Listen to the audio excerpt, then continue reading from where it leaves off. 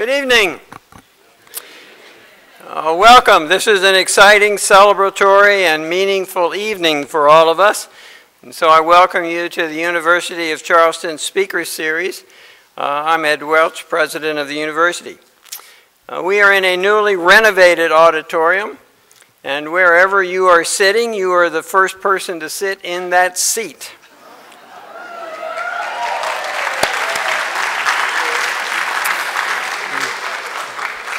The chair backs and the seat cushions are all new. The grill work and the metal work for the seats has all been retained and refurbished because they don't make it that way anymore. And they don't make it as good as they used to. 3 weeks ago, if you were in here, there was nothing on the floor of this auditorium, and now it's all back and ready to go for another 60 years. The lighting in the room, not this second, but about a minute ago, is about triple of what it was before. Sconces have been added on the sides. There's new carpeting, new routing of the air conditioning and heating. The room has been painted and other touches added. Next, we will replace the curtains and then do the pulley system up here, and we will be in great shape. And all this is possible because of a significant gift from the McDavid Family Foundation. And representing them here tonight, and you might want to turn the lights back up if somebody is able to do that, is our alumni, Dr. Dai Long, and our emeritus board member, Mr. Bill McDavid. So if you're here, please stand. There you are. Thank you.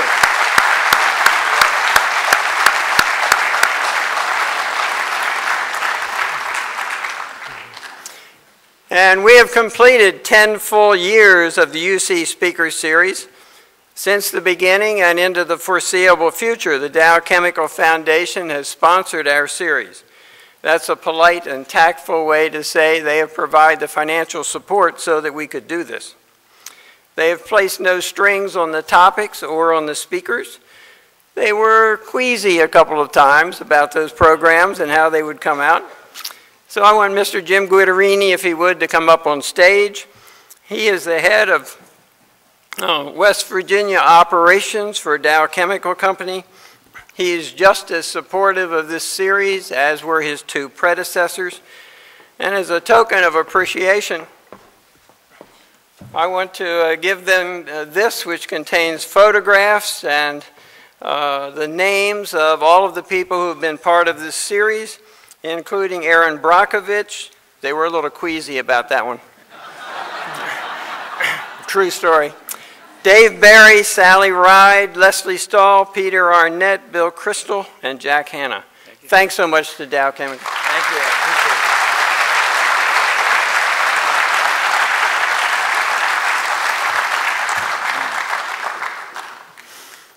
you. Now I'd ask each of you to turn off the noisemakers. Cell phones, watches, iPhones, and all the rest. Near the conclusion of the speaker's presentation, ushers will collect cards from you, which can contain questions you want us to ask of the speaker. Just pass the cards to the center rows. During the Q&A, for the first time, we will practice and experiment with your being able to tweet a question to us. And the phone number to use is on the bottom of the program, but not before the Q&A. I think it's disturbing to others if all those little lights on iPhones go on during the presentation, but as soon as the speaker is finished, then we will do that. And I will pose as many questions as I can. 10 years ago, Nancy Gibbs was the first ever speaker in this series, and was the most captivating that we have had. She was scheduled to speak about another topic. It was a topic on, what were you telling me it was? Stem cell. I was thinking genetics, but it was on stem cell research. But then 9/11 came. She did not cancel her trip, but she did change her topic, and she preferred for me to pick her up in Pittsburgh rather than taking a second flight to Charleston. All who were here were riveted to her stories of what happened on 9/11 and what happened and how it affected New Yorkers. And so for some time, I have waited for this anniversary to have her return to update us on what has happened since 9/11. You should read, if you have not, her outstanding biography that is on your program. Suffice it to say, she has written more cover stories for Time magazine than anyone ever. She had just been promoted to managing editor, the #2 position at Time. She is a phenomenal writer and a gifted speaker. It's a personal pleasure for me to present to you again, Nancy Gibbs.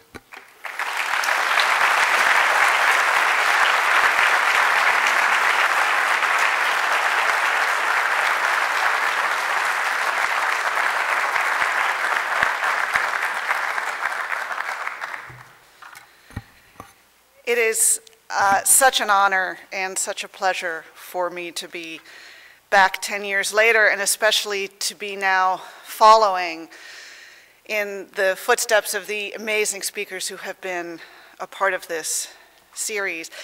What I like best, and which I hope you will help with, is the chance for this to turn into a conversation. They don't let me out much anymore.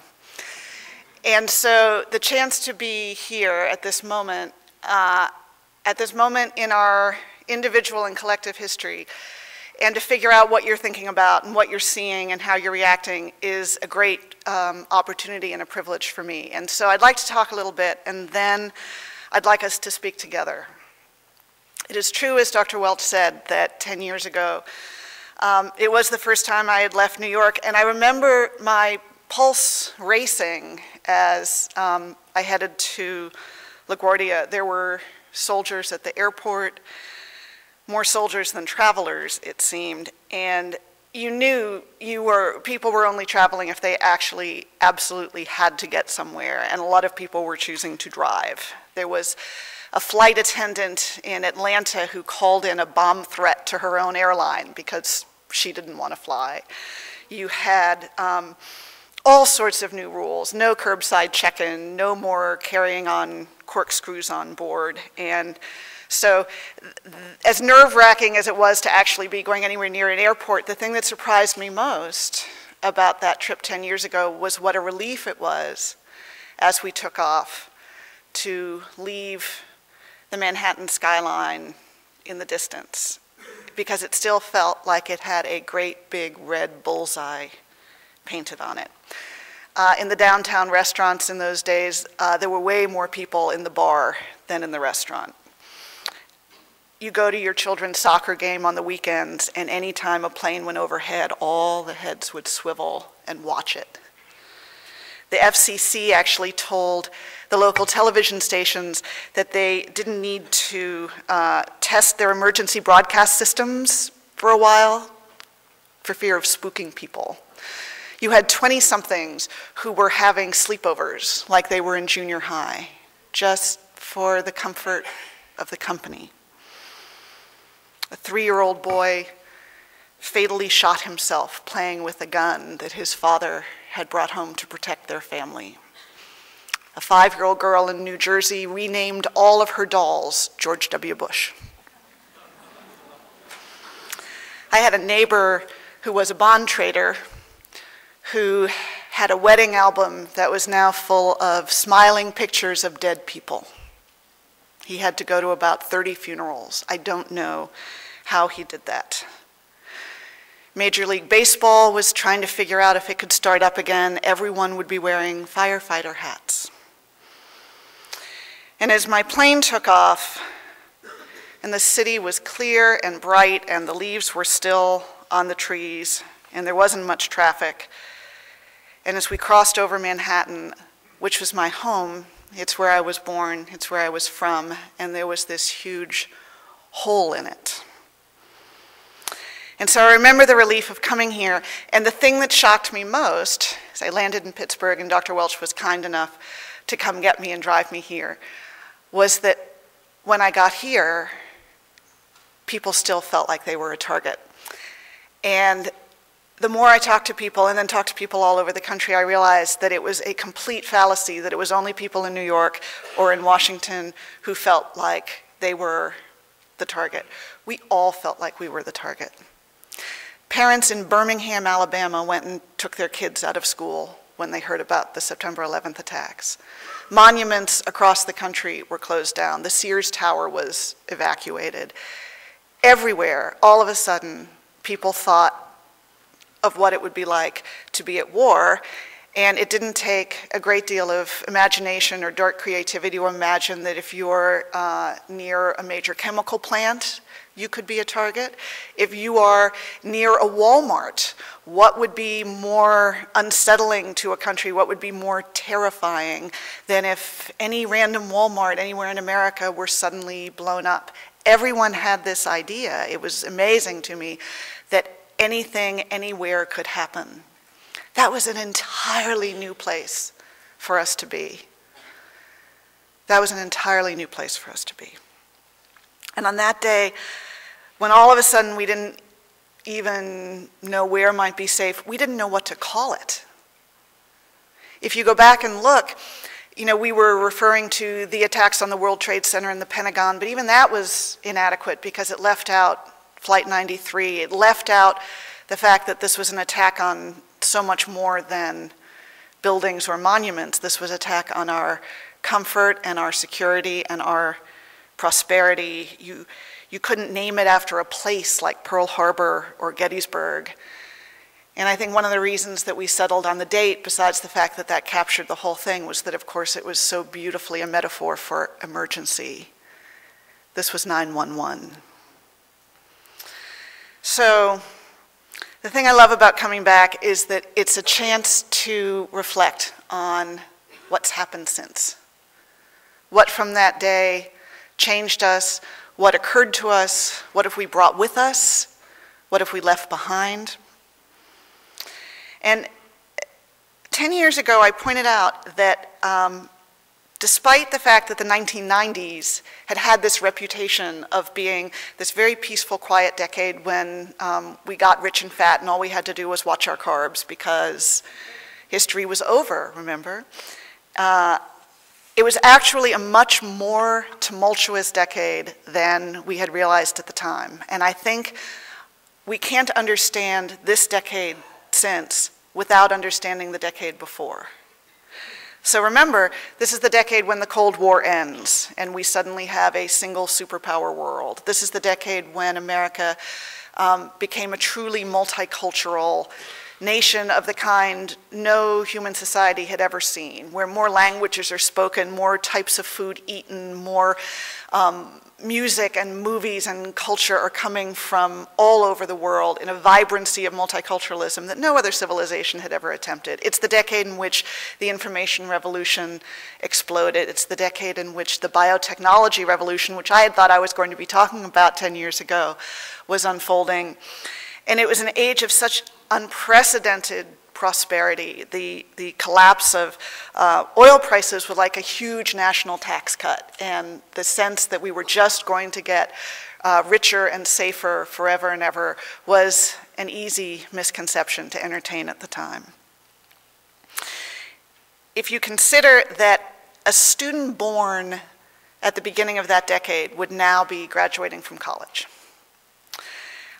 that means that student has never used a card catalog to look for a book. Salsa has always outsold ketchup. Women have always outnumbered men in college. There has always been blue Jell-O. In 1991, the world watched a black motorist named Rodney King be beaten by Los Angeles cops, all of whom were acquitted. And a majority of white people in this country disapproved of interracial marriage. We now find ourselves with a mixed race president, an African-American first lady, and a poll out this week that finds a record number of Americans, something like 90-some%, think interracial marriage is absolutely fine. That year, apartheid was repealed, the Soviet Union collapsed, the Dow Jones Industrial Average broke a historic 3,000, and the very first text message was ever sent There are now more sent every day than there are people on the planet. In the time it took for those toddlers to grow up, we decoded the human genome. Everyone got a cell phone, and then a GPS, and a DVD, and a DVR, and the Dow broke 12,000, at least for a while. But those stories did not make the headlines. Those stories were the kind of quiet, seismic shifts in culture and society and economy and geopolitics that rode beneath the headlines. And so all of these were unfolding throughout the 1990s, throughout the decade before 9/11, but it wasn't as though there was ever an occasion for us to stop and wrap our arms around what that even meant. In fact, the decade ended with a non-event. That was Y2K.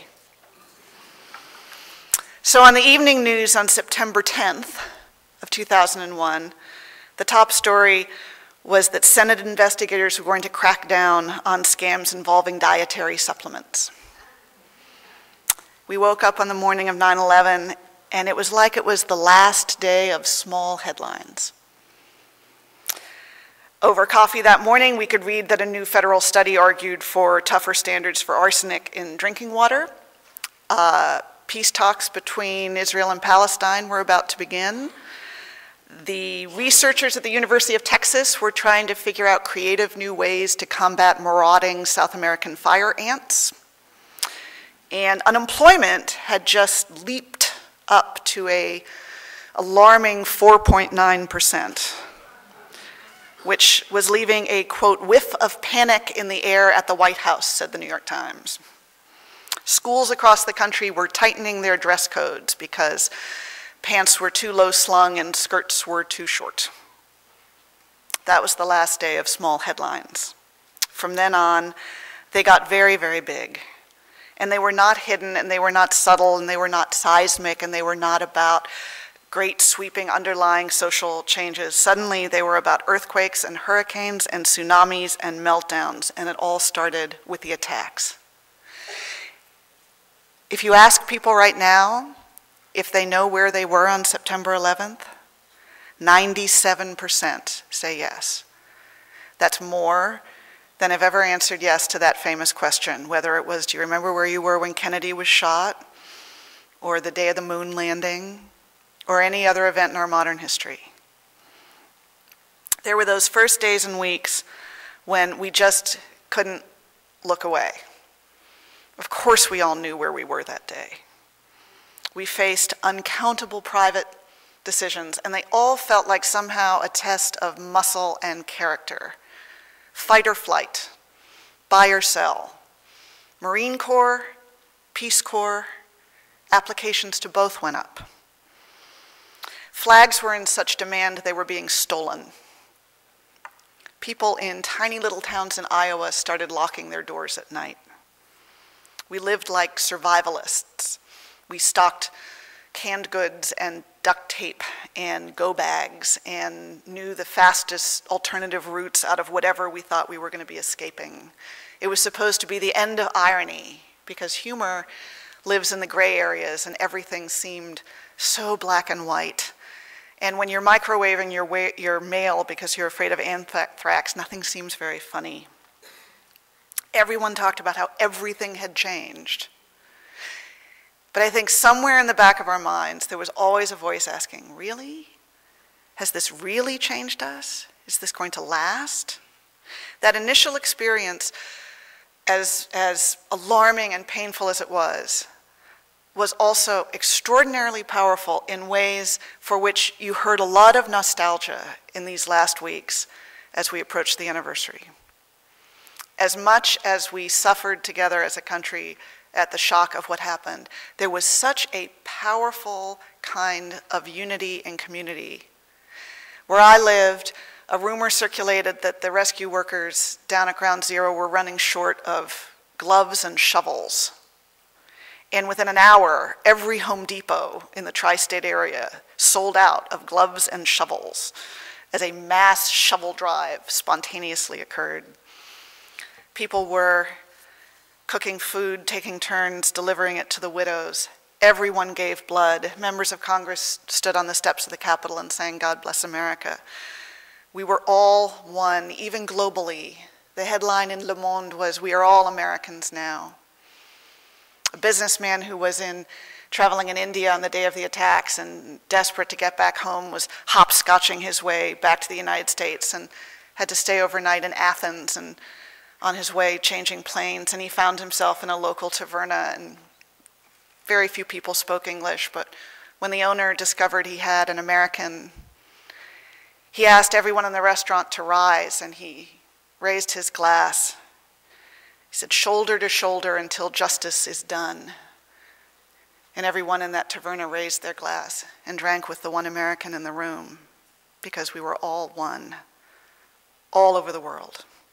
That's where we were. We ached together. Now, much of what has happened since has been profoundly challenging, very interesting, very surprising. I got out of the prediction business a long time ago, but if I hadn't, I certainly would have given it up after those days, because I don't think any of us could have predicted what unfolded. The first thing to go was our faith in a lot of the institutions whose strength and goodness we had assumed. Remember that summer of Enron and WorldCom and the death of Arthur Andersen. You had economics professors saying it's as if we have given CEOs weapons of mass destruction financially, and that was 2002. Those were followed by scandals in the church, scandals in the media. Don't even start me about Congress. And we watched that sweet unity and the global goodwill that we had experienced together dissolve in what became just a pitiless political cage fight over everything, to the point that now we toss out the ruling party in Congress every chance we get. We did it in 2006, we did it in 2008, we did it in 2010. That has not happened in our history in many, many generations. Hurricane Katrina hits at the midway point through the decade. And we thought another huge headline, a huge natural disaster, a city drowned in front of our eyes. But that wasn't even the worst part. The worst part was what happened next. Because I think we had this idea that after 4 years of preparation and all these committees and commissions and stockpiling emergency supplies, all of these bureaucracies scrambled and rewired in order to be more ready for the next thing that might happen. All of a sudden something happens and the whole newfangled system just seemed to seize up and couldn't move. And we were left debating, was this the worst natural disaster in American history or the worst response to a natural disaster in American history? And what does that mean? And what do we have to do now? What work lies ahead now in order to get this right? Because this isn't going to be easy. Somehow by then, we were just getting used to not being shocked by anything. And still, the headlines didn't get any smaller. So now I feel as though we're at a place where these two experiences have converged. The 1990s experience of huge underlying seismic shifts and the 2000s experience of great big events that make huge headlines. And now these things are happening simultaneously and they're interlaced. And the tricky thing about this is this year we have, think about it, we've had an economic meltdown, we had a terrible earthquake in Japan that leads to a nuclear meltdown, the European Union is coming apart, the Arab world is coming apart. These are enormous, amazing events, and they're all occurring simultaneously. That would be a lot for any of us to handle just one at a time. And what's even trickier is that we're trying to handle these things right now at a time when something that we're very used to, one of the great strengths of our country, the innate, wondrous, deep-seated American optimism, is much harder to get hold of. We did a poll at time in June asking people as we were approaching the anniversary of what people considered the greatest threat to our country. And we've asked this many times over the years, and of course we had become used to hearing people talk about the threat of radical Islam. And and of terrorism. And this time, when we asked, people talked about an enemy within. They said the enemy's us. It's our appetites, it's our debt, it's our deficits.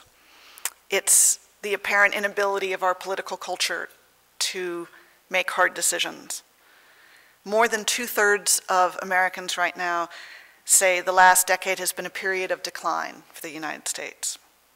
The country is going through one of its longest sustained periods of unhappiness that it has had in its history. Even baby boomers, who are known for their capacity for self-reinvention, are filled with worry about their future and about the future of the next generation. We're the people who bounce back, who adversity makes stronger, and yet there are echoes in what people tell pollsters to what Europeans were saying after World War II. 71% of people see America as worse off than it was a decade ago.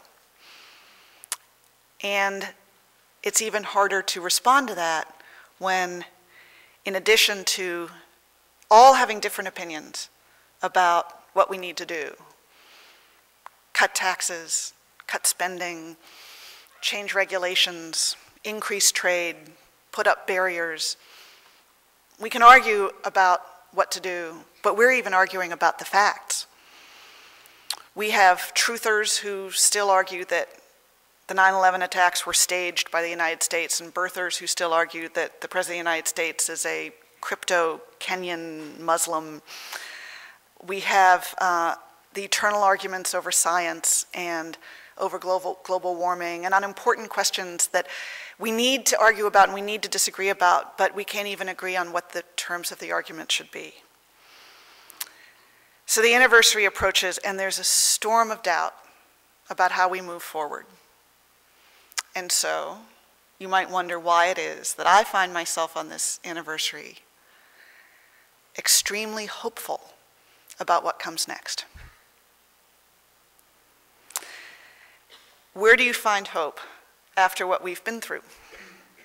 I'm tempted to say we find it where we always find it, which is in America's innate imagination and invention and ingenuity, and yes, institutions. As Tom Friedman likes to point out, 10 years ago, Facebook didn't exist. Right now, if it were a country, it would be the 3rd largest in the world.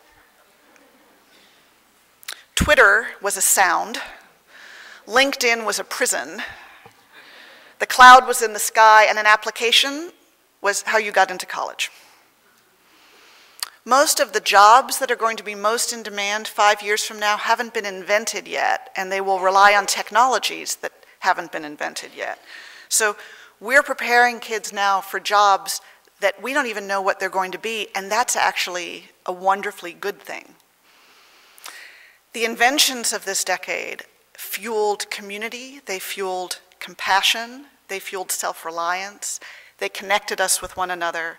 I don't think it's an accident that a decade whose events threw us back on ourselves, on our families, on our inner resources, happened to be the decade that handed us the tools to make the most use of whatever gifts God gave us. To the point that there's an earthquake in Haiti, and the Red Cross raises $32 million practically overnight by people texting Haiti to 90999. We make our own entertainment now. We can all be movie directors and music video makers and composers, and the power of YouTube, the power of these means of distribution that move the mediators out of the way and let us talk to one another intimately is an amazing thing. And if we doubted how amazing it is, if we doubted the power of it to bring change, look at the Arab world, where a protester in Tunisia lights himself on fire, and a Google guy in Egypt tells the story, and the whole world breaks open, and change comes, and it comes by a tweet. the intimacy and the community and the empowerment that that new technology brings, even as our economy was staggering and stumbling and our confidence in ourselves was so uncertain, brings this paradox, which is, how is it that we have so many people telling all those pollsters how bad things are, and yet in some ways, if you know how to ask the right questions, people are happier in many ways than they have been in a long time. Now, happiness is a sappy word, and it's a flimsy concept. It's more fleeting than contentment. It's several octaves lower than joy, but happiness is what economists measure, and so we're stuck with it as a way to measure where we are as a country. Not surprisingly, the kind of happiness that sociologists and economists measure has bounced around over the years. It has tended to hit lows in years like 1973, 1982, 92, 2001. These are all recession years. And of course, in 2008, when the bottom fell out of the economy, it hit another low.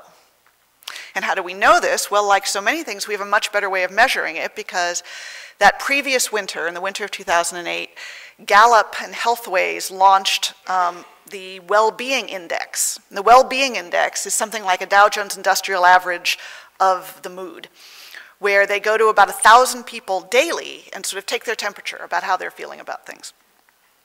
And it will not surprise you to know that when the markets collapsed, happiness did too. And obviously for people who have lost their jobs or their home or their health insurance, they are still living in a world of pain. But for people who have come through the Great Recession without that kind of cataclysmic upheaval in their life, a very funny thing had happened by the very next summer. The happiness index hits this low in the fall of 2008. By the summer of 2009, it was at an all-time high. Now, it's a little schizophrenic to be depressed about the state of the country, but hopeful about one's own future, and thinking, well, I feel fine, but things are really bad. But in a way, we see this all the time. We see it when you ask people what they think of Congress, and they rate it lower than the IRS or even journalists, and yet they go and they reelect their own representative. You see it when you ask people about what lies ahead for the future, and they think, oh, kids these days, they're going to have it really rough. And then you ask them about their own children. And overwhelmingly, people say, oh, my kids are going to be fine. We see all of these measures by which the American dream becomes an impossible, unattainable goal, with record income inequality and all of these indicators that are so alarming. This summer, when the Pew Research Center asked people, well, have you achieved the American dream or do you expect to? 69% of people said yes. There's this extraordinary, seldom discussed, but very obvious if you look for it, gap between how people perceive their own experience and how they perceive what's going on in the country at large. I don't for a minute discount the seriousness of people feeling like where the country is collectively is serious and dispiriting and needs major surgery. But there is a difference between how people are feeling individually. And I think that's worth thinking about why that is. Everyone, or at least everyone who claims to be at all happy, can have their own theory about this. Here's mine, and I invite you to dispute it. Mine has to do with expectation inflation. And that's a phenomenon, like all kinds of inflation, that could be as corrosive to our spirits as economic inflation can be to an economy. Expectations are a mashup of hope and conceit. What you've earned and what you imagined by luck and circumstance you might get as a bonus just for showing up. It's what we expect from the future. So what did it mean that over the past generation, our expectations grew so big, so fast, that you could say that we had sort of supersized the American dream? Some parts of this are plainly good. We expect to live longer than our parents and our grandparents did, which is the triumph of modern medicine. We expect our children to live longer than we do. More kids than ever expect to go to college, and indeed more kids are going to college. We expect our gadgets to get cooler and smaller and smarter and cheaper, all at the same time. But the Great Recession also affected our expectations about what constitutes a normal middle-class American lifestyle. Turn the tape back a generation or so to the 1970s and to the classic American house with the white picket fence and a car in the garage and a black and white TV with an antenna that got 6 channels, which you had to change yourself. And there was a chicken in every pot, and there were 2 kinds of lettuce at the grocery store, light green and dark green. Now, the average American house is about 50% bigger. The average car engine is about 89% more powerful, and there's often more than one. That TV is now a flat screen, and it gets 900 channels. And we expect the grocery store to have strawberries year-round and carry about 50 different kinds of mustard. If optimism is the all-American anesthetic, I still think that expectation inflation takes a toll. At some point, I think it weighed on us that we had come to assume what normal was so big.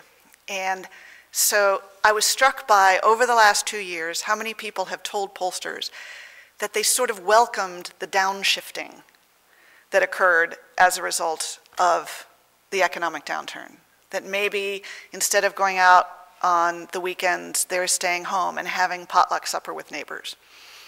That they're spending less time shopping and more time playing with their kids.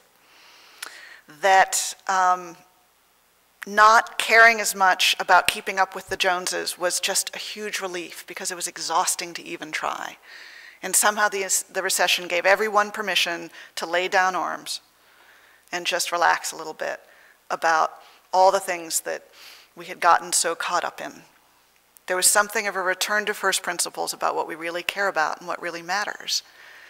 That no one would wish for, no one ever wants a bad economy, but as so often happens in so many ways, sometimes where you least expect it, good things and bad things come together. Maybe we lowered our standards, but we already knew, right, that money can't buy contentment. It can buy comfort. It can help in all sorts of ways, but it does not make you happy. And in fact, to the extent these things can be studied, there are fascinating graphs that social scientists make that show that up until you reach the sort of average income for an American family, there is a clear correlation between having more money and being happier. Because it is very stressful to worry about being able to make the mortgage payment or pay for the medicine you need. But the minute that you reach that median family income, happiness and income diverge. And there is no longer any correlation between how rich you are and how happy you are. Maybe they go together for some people, maybe they go in opposite directions for others, but there's no longer any kind of statistical corollary. Which makes us wonder, is it just a coincidence that 8 of the 10 happiest states in the United States have the highest level of volunteering, have very strong community spirit, have a tradition of people working together and helping one another to solve problems? Because we measure that, we measure charitable giving, we measure hours spent volunteering, and now, thanks to the folks at Gallup, we measure happiness. And it's funny the kinds of things that line up. This is where I feel like the attacks 10 years ago and the events since, and especially the economic turmoil that we've experienced, where it all comes together. 10 years ago, we were taken by surprise, and we pulled in, and we pulled together, and we reached out, and we found each other, and we helped each other. And in a lot of different ways, and obviously many quieter ways, you see a lot of that happening again. Even when, under pressure of this economy, charitable giving got a little wobbly, the number of people working at the local soup kitchen, doing the clothing drive, helping their neighbors formally and informally, has gone way up. We stopped buying all the stuff we didn't need that was supposed to make us happier, and we seemed happier for it. And who would have expected that? So we find ourselves now remembering that the past's power comes from experience, the lessons it dares us to dismiss on the grounds that maybe things will be different next time. But the future's power comes from experiment and the endless grudge match between fear and hope. And that's where we are right now. And I have enormous faith in our country's capacity for experimentation. We were founded by pilgrims. That was the ultimate experiment. I'm going to experiment with a new continent.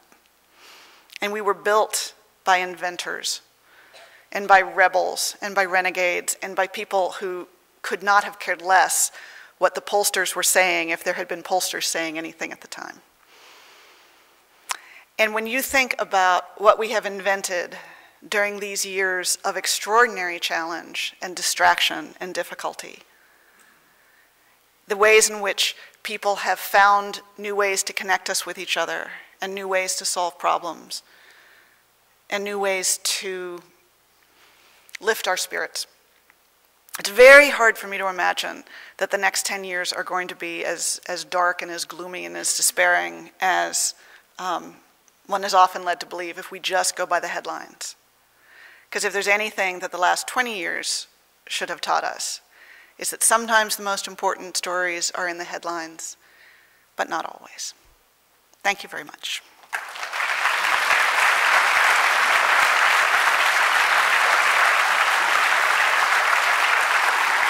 Now,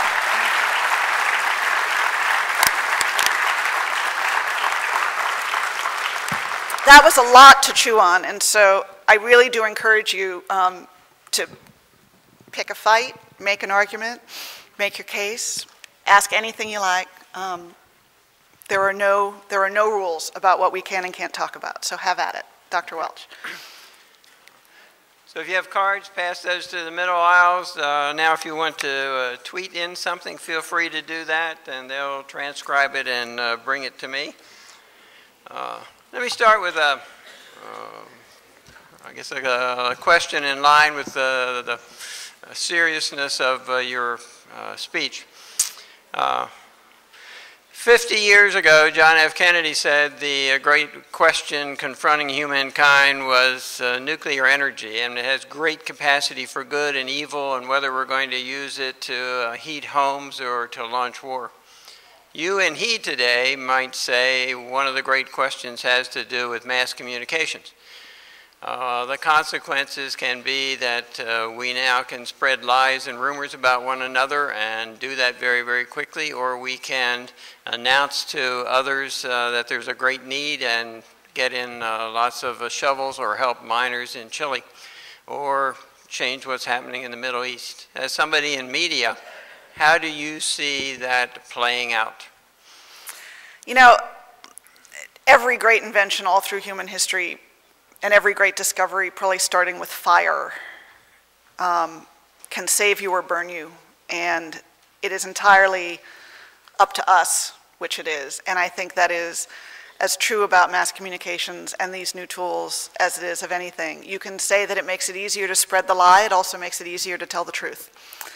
You can say that it makes it easier to coarsen the discourse. And there are times where I listen to where our political debate has gone, and it's so dispiriting.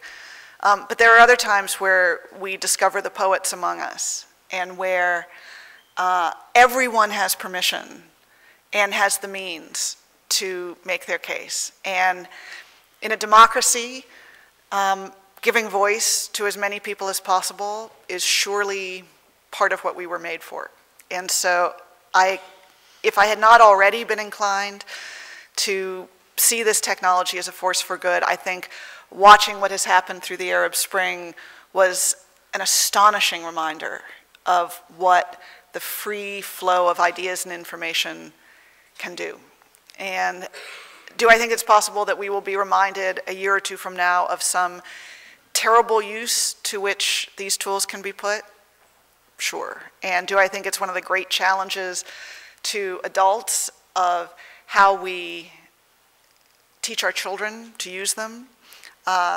Yes, and I think that actually is one of the most interesting of the challenges we face, because in the past, these tools, whether it is the fire or the knife or the car keys, that we hand as parents to our children at the age at which we think they are ready to learn to use them, we do that carefully and with guardrails and apprenticeship, and we teach them how to use these powerful tools safely. Well, now all of a sudden we're talking about powerful tools that our children use much better than we do. And one of the great purposes of having a teenager is to have someone in your house who can program your cell phone. And so I find it striking that just because of this moment, and it's only now, you know, when these kids are all parents, they will have been a digital generation from birth. But right now, where you have people over a certain age who have had to acquire the knowledge of the uses of email and texting and Twitter and all of these things, you have young people for whom it's as natural as breathing. And there has never been a time that I can think of that so powerful a technology is mastered more by the young than the old, rather than transferred from the old to the young. I think what that means is that it is all the more important as a society, as families, as communities, that we are transmitting the larger core values that will inform the way young people use these tools. Values of respect, of privacy, of decency, of care and empathy, that will prevent these tools from being misused, because they are so extraordinarily powerful. And I don't know a family or a school that is not wrestling with this. But having said that, I am inclined to think that it is a very good thing. And as someone who writes for a living, I'm struck by how much larger a role the printed word, broadly defined, plays in our life. I mean, think of how much of our days is now spent with our Blackberries or our cell phones or our tablets or our laptops or some means by which we are communicating with each other through words that we are writing. Twitter is a form of haiku. We are all prose stylists now. We are creating new languages. We are inviting one another to interact in media that didn't exist before. Does it bring back the age of like the great letter writing? That would be lovely. Don't see that. But I do think that there is something extraordinary about the fact that we are now telling our stories. And when I go on Facebook and see what my friends and my colleagues are doing, they're all storytellers now. So as someone who believes in storytelling and makes a living at it, I love that. There are many students here who are a bit younger than some of us, so if they took just one thing away from what you have to say, what would you want that to be? That the world is theirs, and that the opportunities facing this generation are incredible in ways that I think are unique. These technologies that we're talking about and the way a global economy works powerfully against traditional ideas of waiting your turn and serving as an apprentice and slowly working your way up through hierarchies. These are very disruptive technologies. If you have a better idea, you can share it and sell it. If you are smart about solving a problem, you don't have to work quietly in your cubicle until it's your turn to speak. The young and the creative and the energetic and the fearless now have an ability to put those qualities into play in this economy, in this society at this moment that is very unusual. And again, I think that's an extraordinary thing about the upheavals that we're seeing being started and run by young people. And so I can't imagine a time when it has been more exciting for all that, and for all that right now, this generation of kids graduating from college are graduating into a more hostile economic environment than any generation in about 40 or 50 years. And yet, when a huge survey was done of what's called the millennial generation, which is kids 18 to 29 last spring, they were found to be, even though they know how bad the economy is, they know what their job prospects are, they know that the class of 2011 graduated with more debt than any college class in history, and 2012 is on track to surpass them. All of those things they know. And yet, again, the paradox, and yet, they are more optimistic about their prospects than their parents were at the same age, than their grandparents were at the same age. Young people are always more optimistic than older people, but this generation of young people is even more optimistic than previous generations. And when you try to drill down about why that is, when you asked the greatest generation about what defined them when they were young people, they said they were defined by the experience they had had in the Depression and the war. And when you asked baby boomers, they were defined by their experience sort of upending the patriarchy. When you ask today's kids what defines them, they say technology defines us. We're the generation that knows how to use technology. And so the fact that the economy is ferocious doesn't make a difference when they live at a time when a 26-year-old can be a billionaire because of something that he made in his head. And the next thing you know, it's the third largest country in the world. What advice do you have for aspiring journalists who are here, and how did you get your start? I got my start as a part-time fact checker. My job was to try to avoid some terrible mistake, some misspelled name or incorrect date from getting into a Time story. And I was told by writers at the time who knew that I aspired to be a writer, they said, so here's the trick of being a fact checker. You need to be good enough at it that you don't let any mistakes into the magazine, because if you let mistakes in, they will fire you. But you can't be too good at it, because if you're too good at it, then they'll never want to give you up and let you do anything else. And I was very hard-pressed to know how to put that guidance into use. The nice thing now about the young people who are coming in is, and you know, we just came through a wonderful summer of interns, all of whom were so scary smart and fun to have around. It was just like, you know, a great blast of oxygen through the corridors. What's great now is that there are so many different avenues. It used to be, you know, a place like Columbia Journalism School sort of had its 3 tracks. You could go into newspapers, you could go into print magazines, or you could go into television. Well, there are no tracks anymore. Now, you know, journalism schools send kids out with a digital camera, a tape recorder, a notepad. Everyone is shooting video, everyone is podcasting, everyone is blogging, everyone is writing for print, everyone is doing some of everything, and that's amazing to have all of these different ways in which people can develop the skills. Again, it's about storytelling. There are so many ways of telling stories now. And the fact that so much of it depends on the wise and creative use of technology, what I'm finding is that a lot of the most exciting things that we're doing at Time, I think we've been the biggest magazine on Twitter. We go back and forth with people, but it's because of a 24-year-old who came in and realized Time didn't really have a Twitter strategy 2 years ago and started one, and no one was paying attention because Twitter, what? And the next thing you know, she has just created this conversation with our readers that did not exist before. And so, you know, I'm continually now getting emails from the youngest people on our staff about some new initiative. It's time, Tumblr, it's time for Time to do something new that we should be doing on some platform that I barely understand.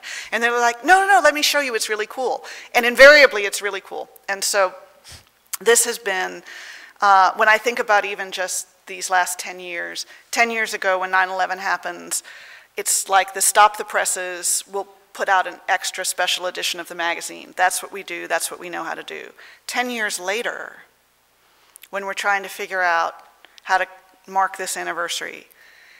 It ended up being a project that involved going back to all the principal players of the decade, from the fire chiefs and the first responders to Mayor Giuliani to George Bush and Don Rumsfeld and Paul Wolfowitz to Valerie Plame to Admiral McCraven, who ran the SEAL team that caught bin Laden. All of these players who were at the center of this decade, and hearing their stories, photographing them for a photography exhibit in Manhattan, turning the oral histories into a documentary that ran on HBO, creating a website where you could go and scroll over all of these portraits and listen to each of them tell their individual stories, an issue of the magazine, a book.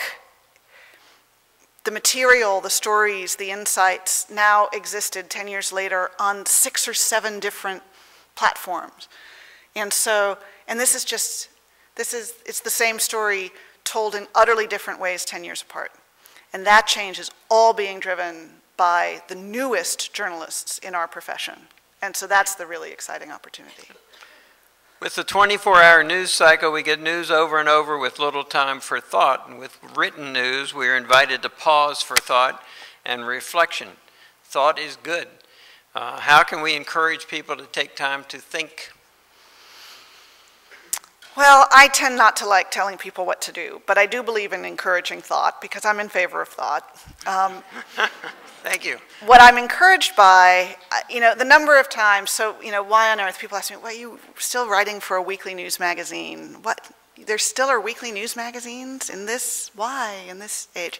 And it's exactly for this reason. What we have found, to our relief, certainly, but somewhat to our surprise, is that exactly because of this accelerated news cycle and because of information coming at you in this piecemeal, constant, disjointed, distracting way, that people's hunger for information to be curated, for it to be made sense of, for the beginning of the story to be at the beginning and then the middle and then the end, rather than the way stories get told. When they're unfolding in real time, you often start in the middle and then you retrace your steps to say, well, where did this come from? And then maybe you get to the end, but nothing ever unfolds in order.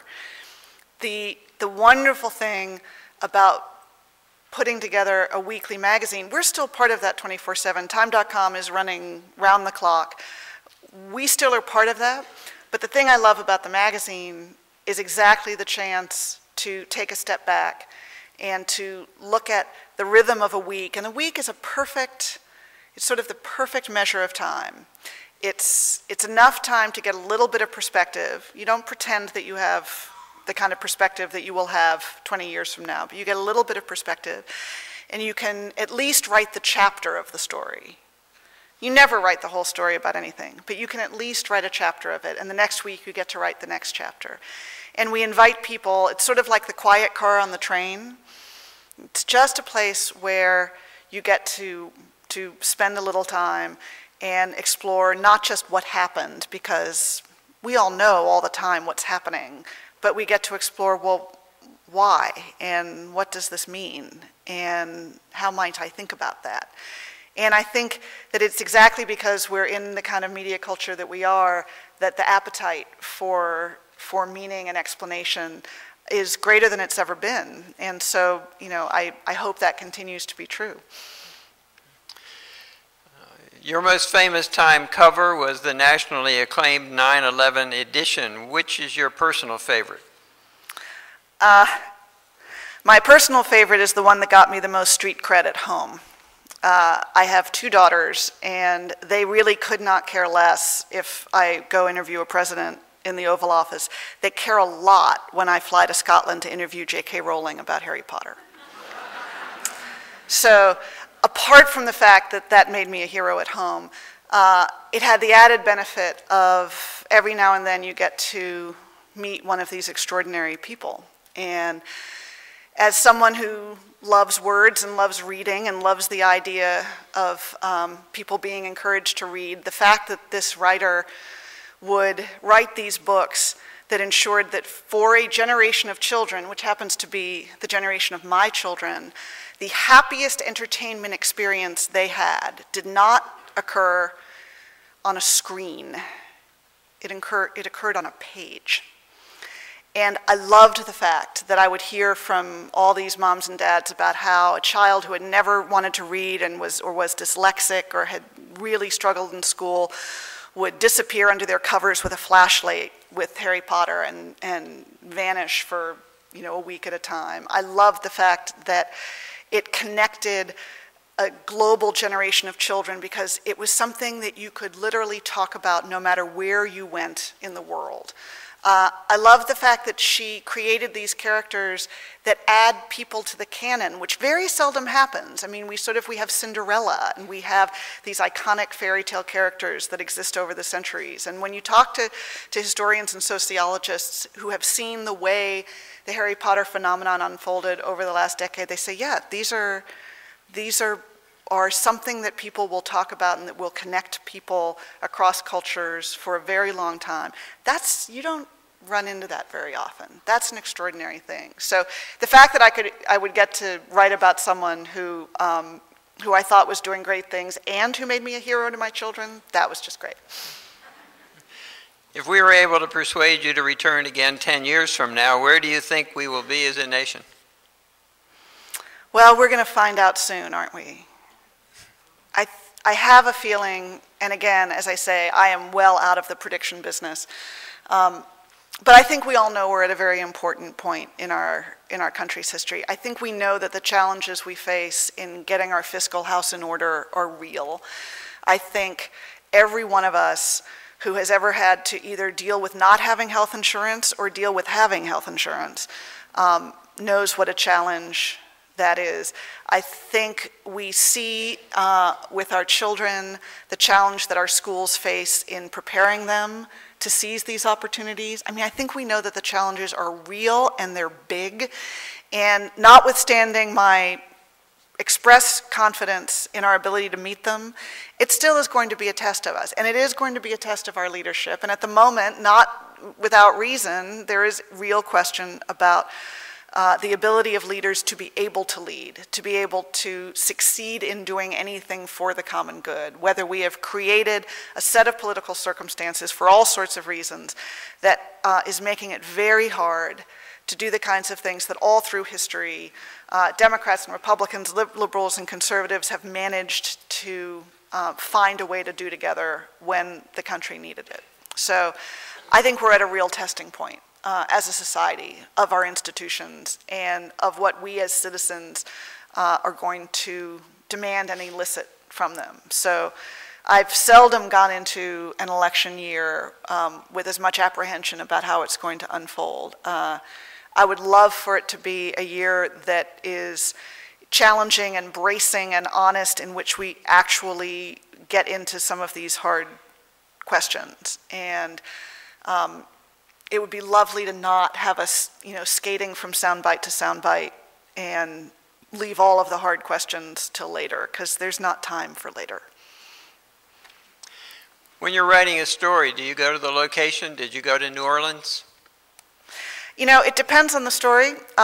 With something like Katrina, which, remember, the storm hit sort of Sunday and Monday, when a story like that is very big and it's moving very fast, I have to stay put. And we basically send dozens of people and photographers all over the place, and they all report back to me. In the case of 9/11, it was, the entire staff of the magazine in Washington, all over New York, with the president. As it happens, Jay Carney, the current White House spokesman, was our White House correspondent, and he was with Bush that day. And of course, in agony because he was not able to communicate because Air Force One was flying all over the place. And he knew he had an incredible story, and the only question was there any chance he was going to be able to get it to me by our deadline? So, typically, the bigger the story, the less likely it is that I can go be there. The nice thing is that when it's a story that does not have that kind of a deadline imperative, that's when I get to go hunting around. Would you say a bit more about polarization in the United States as a political and a personal phenomenon? So there's a very interesting new survey out this week that looks at that question in a way that I hadn't seen it before, which finds that, in the past, because we have two main political parties, both have had to sort of function as hybrids and have coalitions within them. And so the Republican Party used to have its social conservatives and its economic conservatives, and they shared some ideas in common, and in other ways they were very different. There is a sense now, as pollsters kind of dig into the data, that there is a much more unified, one pollster calls it the staunch conservative, that agrees on everything, on social questions and economic questions and size of government questions. And at the other end, on the Democratic side, there is a sort of staunch liberal that disagrees with absolutely everything the staunch conservative believes in, but they all agree with each other. And that in between, among independents, that independents at the moment it's not the same as moderates or centrists, that among people who self-identify as independents, there's now a much wider range of ideological positions that don't form anything like a coherent narrative, where you can identify, yes, that person is an independent, and therefore I can safely predict that they believe this about taxes, this about spending, this about environmental regulation, this about trade. It has made the landscape much harder to predict, much harder for candidates to navigate. I'm pretty sure if you were watching the Republican debate that one thing that Rick Perry is unaccustomed to is being outflanked on the right. And yet, this was what we were watching. If you listen to when he was getting booed by the audience, it was because he was insufficiently conservative. And so we're someplace we haven't been before. And I think it means that it's always important to go into an election season with fresh eyes. Right now, one of our political correspondents, Joe Klein, is in a car in Texas, driving for the next month from Texas to Minnesota. Last year, he started on the East Coast and ended up in California. This year, he's starting at the border and ending up north. And it is literally just, he crowdsources the trip. He, posts on time.com, here's my route. If you want me to stop in your town, if we should have dinner. So last night he had dinner with a black women's book club in Austin. And the night before he watched the debate in Laredo with a group of Hispanic Republicans. And all along the way, he's just going to be stopping and talking to groups of people and trying to hear where people are. And that's a really important thing for us to be doing as we're going into an election season, because I think wherever we may think the country is, wherever the surveys and the indicators suggest we are, you'll always be surprised. The American people will always, always, always surprise you. Okay. I did not write this question to put you on the spot. But who do you think is the front runner for the 2012 presidential election, and who would be the best fit? Well, see, there we are in the whole prediction business, so I'm not going to answer that. I can tell you what the people who are handicapping these races are saying right now, which is that just in the last 2 weeks, President Obama's situation has grown much more dire for him. The result of these special elections this week, it's always easy to overread these results, but there's no way that those were not bad for the White House. When you hear staunch Democrats openly criticizing their Democratic president at the start of an election season, that is never a good thing. There is some debate among Democratic circles about just how aware the White House is about where things stand and how serious it has gotten, how unlikely it is that the job numbers are going to improve substantially over the next 12 months. On the other hand, you'll hear another group of Democrats who will say, yeah, Obama always plays the long game. His sense of timing is very different than the 24/7 commentariat, your pants are on fire kind of hysteria. So that's on one side. On the Republican side, have we ever seen a race like this? I mean, this is what I love, where whatever the rules are going into an election cycle, let's just break them all. And so this, we we had the electorate fall in love with Donald Trump, and then he disappeared, and then Michelle Bachmann comes out of nowhere to win the Iowa straw poll, and then, oh wait, no, now it's Rick Perry riding in on his horse. I mean, it's an extraordinary thing.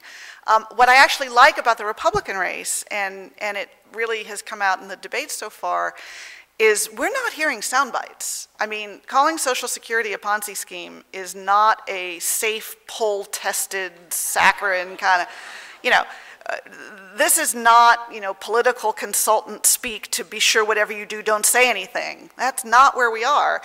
And I'm inclined to always think it is good to have as unvarnished. I mean, we need to have a conversation about Social Security.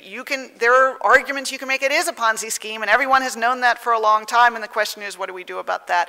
Maybe a lot of people wouldn't have phrased it quite that way, but it is still true that as long as the conventional wisdom about Social Security is, oh, this is the third rail of American politics, touch it and you die, that meant that we couldn't talk about it. And that's not a good thing. Not being permitted to talk about things that are important is never good.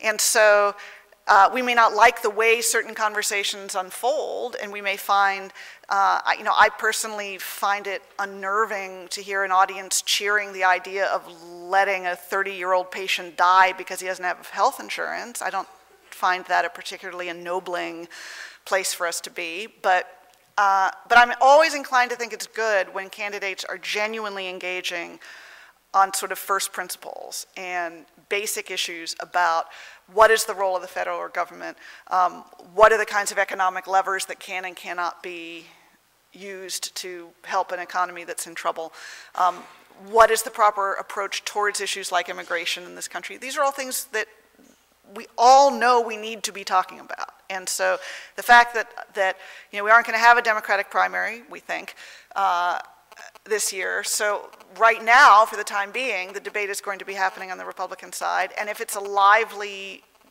one in which there's really genuine disagreement, that's a good thing. The country was formed by brave and creative people. Why do we now turn to the government to solve all of our problems?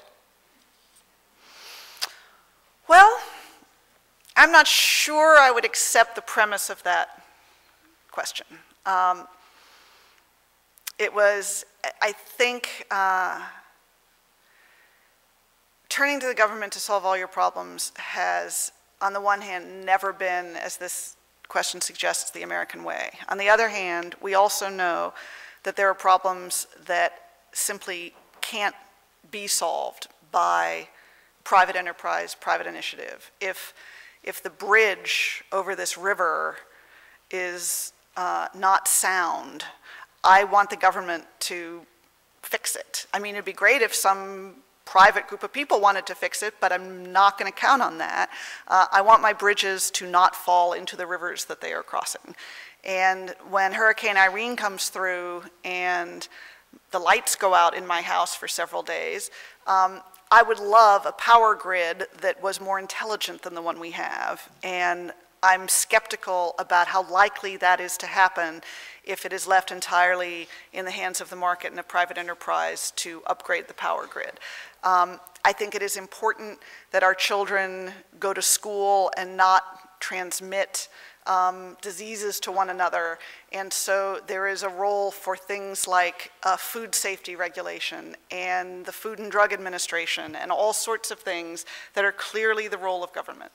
Having said that, it is always appropriate to be debating which problems and which challenges government is uniquely suited to address, which ones it might or might not have a role addressing in partnership with the private sector, and which ones truly should be left either to government at a lower level, at the state or local level, or to private entities or individuals altogether. That is a conversation we have been having in this country from the beginning. I don't think there is a widespread consensus right now that we want or expect the government to solve all of our problems. I think people have genuine questions about the government's ability to solve a lot of them, and that often some of the most creative solutions are coming out of the private sector. So, and I think America's faith in the private sector has always been great and always will be. But it is very important that the proper role of government and our willingness to, whatever we decide that role is, to be willing to pay for it and talk about what that involves, that is a central conversation that we are having right now, and I think it's a conversation we need to be having. Since 9/11, the United States has been at war in 2 countries. What effect has that had on our view of ourselves and of our future? You know, I think that when we went into Afghanistan, there was, quite understandably, this a pretty clear consensus that we had been attacked, we knew where the attacks came from, we needed to respond in this way. But realistically, Afghanistan has always been, you know, it's the place where empires go to die, and that was never going to be a simple, straightforward fight.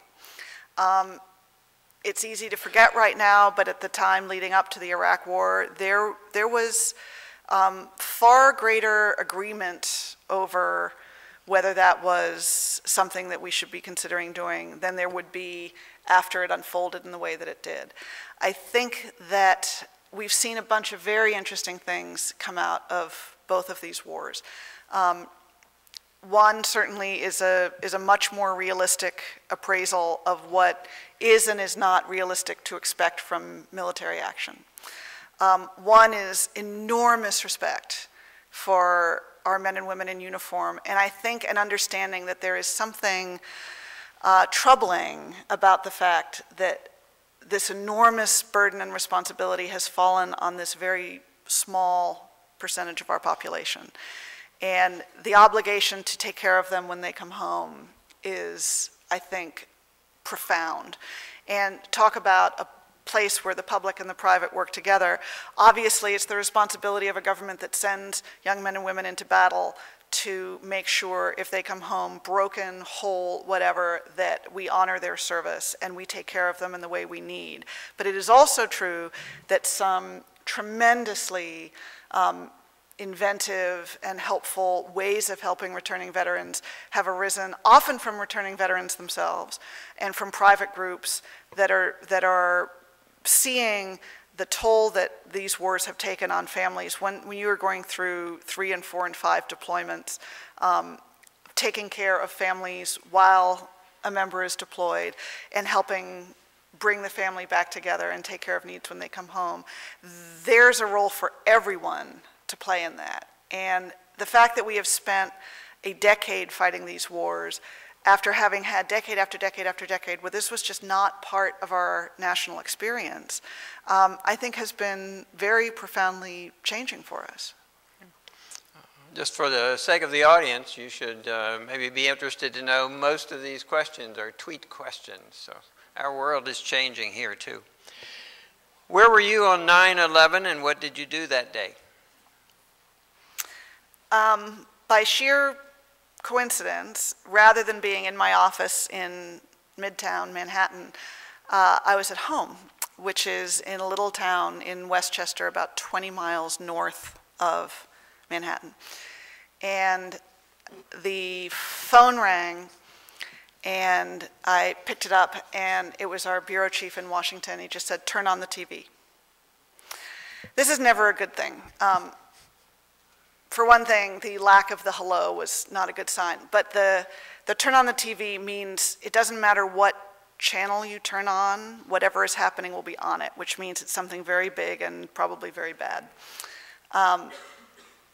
And so I started watching and started getting calls from neighbors about who was accounted for and who was not accounted for. And ultimately, about 2 hours after the first plane hit, the editor of the magazine, Jim Kelly, called me and, you know, in his wonderful, calm ways, sort of, "So, how are you?" And floated the idea that we would do this special issue of the magazine in a day. And I said, you know, he said, are you game to write? I said, "Sure, just let me know what you want me to do." You know, which of the stories, because my assumption was any editor in their right mind trying to produce an entire magazine in 24 hours that normally takes a week would divided up amongst 10 writers, and one person would write about New York, and one would do the Pentagon attacks, and one would do who might have done this, and one would do what might the US response be, and we'd have, we'd divide up the story in parallel tracks. And Jim said, well, I only want one story. I want you to write whatever it is we're going to say. It's all one story. And that seemed a foolhardy and shocking instruction. But he then said, look, Nancy, we have no idea who did this, how we're going to respond to it, what it's going to mean, what's going to come out of this. But we do know that something extraordinary is occurring today. He said, just tell the story of today. Think of it as a time capsule. And everyone else will go out and report it and file to you. But he said, don't anticipate, don't predict, don't try to speculate about, the who and the what's next. He said, just take a picture of today. And so for pretty much the next 24 hours, I just got a continuous stream of emails from everyone from, our reporters and correspondents around the country, but from our photographers, from our, it was practically the, the maintenance staff of the Time and Life building. Everyone had a story to tell. And at some point, there was just more coming in than I could even read, much less turn into a story. But what amazed me about it was just the courage and the professionalism at a time when, for all of my colleagues who were in the office, Midtown Manhattan was not an easy place to be that day. The smell of the air was awful. The sound of the sirens was awful. The buildings being evacuated all over town. It was, and the fear for those who were missing. It was just a very difficult day to focus on anything. And so where I was so inspired was watching, in some cases, it was September, so we had kids who had graduated from college and started work at Time like 2 days before, and here they are, grabbing a notebook and heading downtown. And it was quite something to see what people were able and willing to do, and I think it's because they all understood that we need to try to get our arms around what is happening today and capture it for people. The arrogant aspiration of journalists is to write the first draft of history, knowing there will be many, many more drafts that will make it clearer and better and more honest. But that first draft matters, and we really wanted to get it right. And there were so many rumors, there was so much uncertainty. We did not know what it was we were facing that day. And what's so interesting now, 10 years later, I don't know how many of you experienced this watching some of the anniversary coverage. If you had told us all that day that we would go for 10 years without another attack of that scale, and it was not for lack of people trying, if you had told us that we would end up where we are from where we came, I think we would have been shocked that we're here. I was struck, as I said at the outset, that there was a lot in recollecting that day. I know as I was watching the footage, as I was listening to people telling their stories during the anniversary coverage over this last week, at the longing you heard from people of, yes, it was a horrible, horrible day, but there was a feeling that came out of it of purpose and of community that was quite powerful. And how do we get that back? To which I say, there were people who never lost it, the people who were most affected, the people who still have a portrait on their nightstand of someone who didn't come home, someone who fits a prosthetic onto a limb that was left on a battlefield, the people in the national security apparatus who still are living every day with the prospect of threats that I don't know how they manage to sleep at night, for people who still have sons and daughters and brothers and sisters deployed overseas. There was no moving on, or if we moved on, the day followed wherever they went. And so I think maybe the value of the anniversary is to remind ourselves of what we were capable of then, in which we sort of took ourselves by surprise, and to see if we can find that again. It should not take a horrible attack to bring out the best in us. Maybe there's a way to summon it just because we know that we need it. On that very same theme,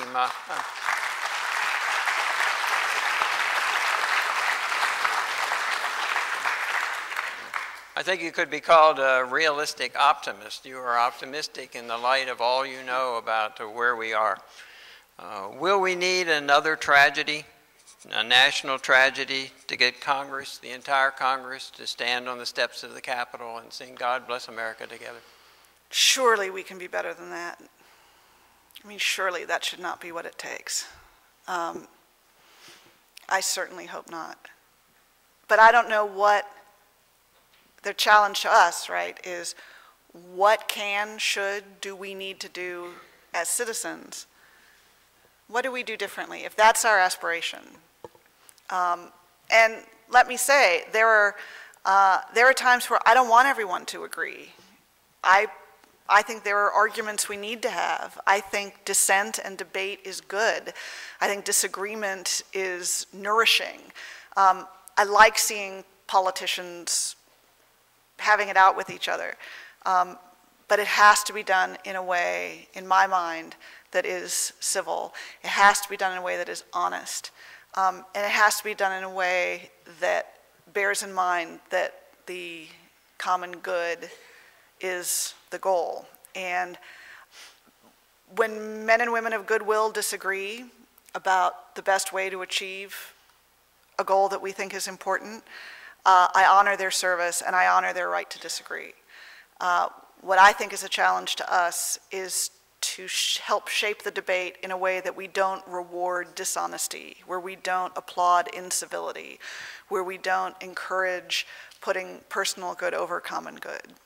If there's a way we can set the terms of the debate to bring out the best in our leaders, then we are well served as citizens. I don't know how to do that, but it seems to me it's worth trying.